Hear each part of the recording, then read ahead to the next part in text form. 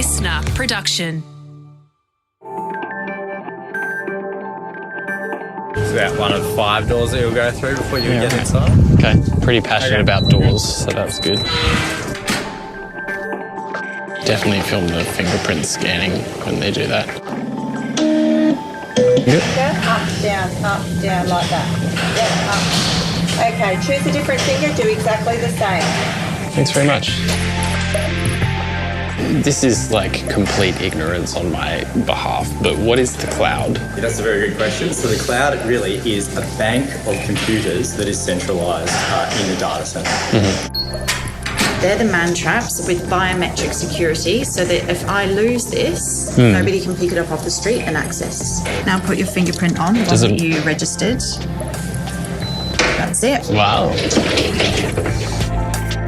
Again, using your fingerprint and then also a scanner, so this is their second layer of security. So welcome to the cloud. We're in a data hall right now, and this is where the cloud lives. So that's what the engine looks like. It's huge, it's clean, it's shiny. Is this okay to be filmed, G, up here? Yeah, there's nothing. Nothing too bad. Winter's here. Yes. Yeah, I should have brought my jacket up. Yeah, you dying? All right. Cool. I'll leave you to it. Well, thanks very much. Yeah, nice to meet you. All the best. You too.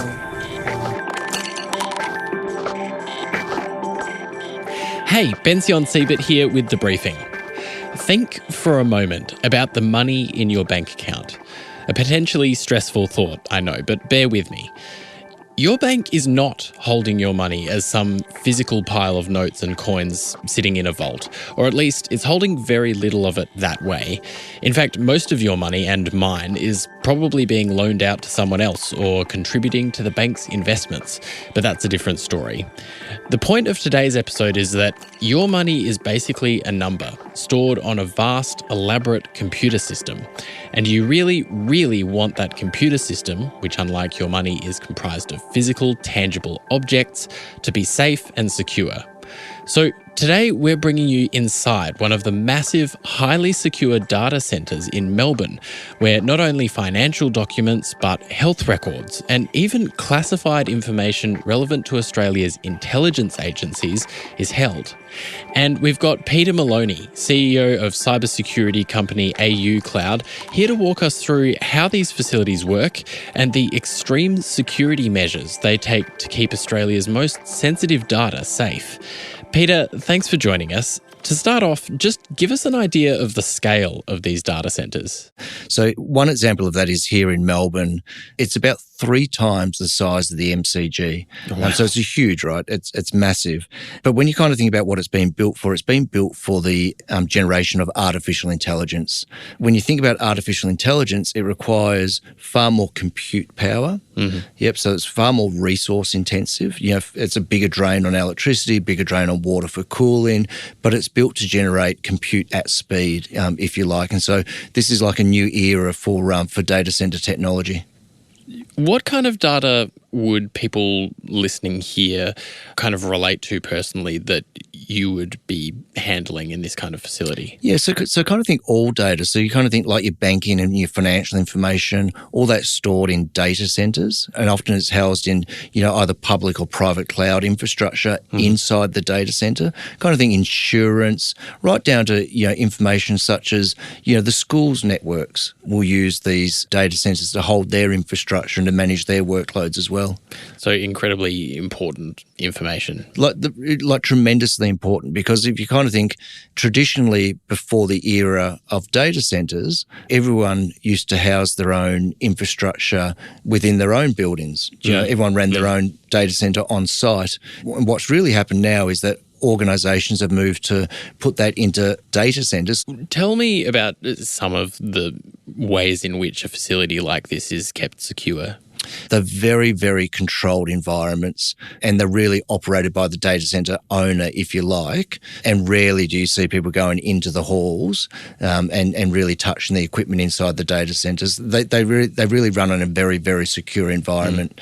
So we're talking fingerprints. Yeah, bulletproof correct. So absolutely, glass, that kind of thing. absolutely. So you kind of got to think that you've got to be ID checked to get in there. And that's going to be both biometric and both physical checked. You're going to be escorted all the way through the premises. It is a very, very intense level of security. Obviously, when we're talking about such highly important data, does this speak to national security issues? Yeah, so if you kind of think it's a big topic to unpack because you might have information that is top secret to Australia or secret to Australia or information that's protected, and that's an Australian standard for the way information is classified. And then depending on the security level of information, that will dictate how that information is stored and what the security protocols are that wrap around that information. And that's not just physical protection, but that's also technological protection at the same time. So, and does that mean like the intelligence agencies would be involved? Yeah, that's right. So if you kind of think the Department of Defence is probably, where you've got some highly secure information, how they secure their information is very different to the way, a school might wrap around security around their information. So it's just the levels of security that differ, really. Sure. How often is it that cyber attacks are being launched against these kinds of facilities or the data that's held there? Well, there's two parts to that. There'll be attempted attacks every second, but very rarely every second. But rarely would you see an actual attack get through the levels of protection to get to the actual data itself. So this is happening every second, but most of them aren't getting through. Where does the volume of cyber attacks like that actually come from? The perpetrators of cybercrime are really wide and varied. Yep, you're going to have domestic players that are trying to perpetrate cybercrime, international gangs trying to perpetrate cybercrime, and then you've got state actors that are perpetrating cybercrime.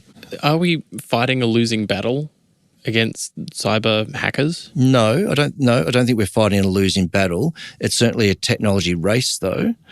So for every cybercrime that you can shut down, cyber criminals will be looking for a different way in.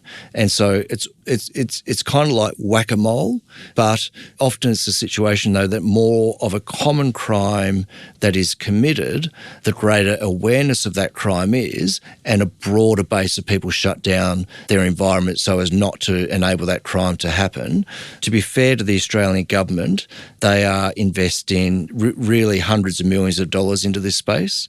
You can watch television last night and you'll see consumer-driven ads on changing passwords, as simple as that, and they're being funded by the Australian government. And then they wrap in business tools around that.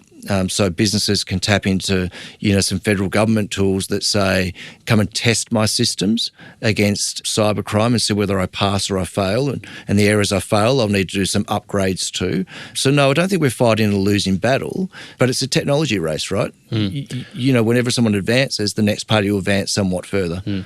We obviously hear about the really big cyber attacks, Optus, Medibank, that kind of thing, but one every 6 seconds being successful. What kind of impact is that having on people around Australia? So it could be at a consumer level. It could be at a commercial level. So two examples, you kind of think in that category of cybercrime is an issue of things like romance scams. Where fake personas are being used to build an improper relationship with someone, but with the sole intent of taking money. At a commercial enterprise level, it could be something very different. 2 weeks ago, we shut down a cybercrime. It was for a law firm.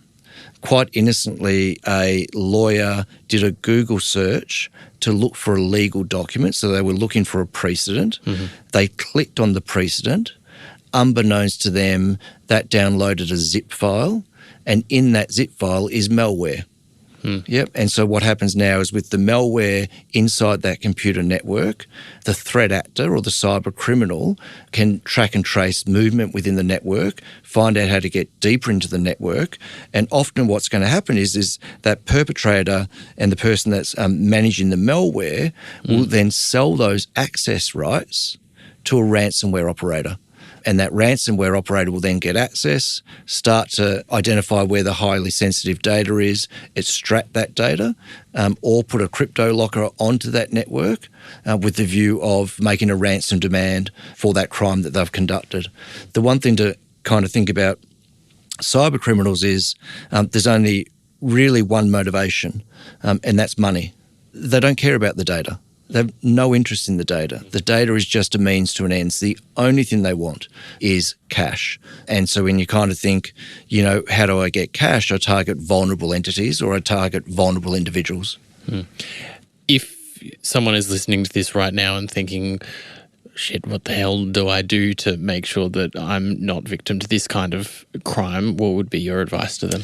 So there's a couple of things. So I think if I said a show of hand for your listeners, I see a lot of hands go up of consumers that use the same password across multiple sites, so the same email address to log on, same password to log on. And there really are just two very, very simple steps to prevent that. Use two-factor authentication. Mm-hmm. Some people find it annoying that I have to log onto an app or get a text message with 6 digits, but use it, right? Because it stops the criminal from penetrating your own environment, because the criminal doesn't have your mobile phone that's receiving the text message. Yep. So use the two-factor authentication. Mm-hmm. Use the tools that are available that provide more secure passwords as well, right? So don't use your children's passwords or your partner's passwords, names as passwords. Mm-hmm. Kind of use the more sophisticated tools to kind of prevent that from occurring. The number one pathway for cybercrime in Australia for consumers is password hacking. And you don't need to go too far and do a Google search to find someone's password today. That's an important and slightly scary message there. Peter Maloney, thanks so much for joining us on The Briefing. Terrific. Thanks for having us. Peter Maloney there. And that's it for The Briefing today. If you'd like to get in touch with us, send us a message or a voice note to The Briefing Podcast on your socials. And if you like what we do here at The Briefing, do share an episode with a friend. Also, just to note, we're now on YouTube, so hit that subscribe button. I'm Bension Siebert. Catch you next time.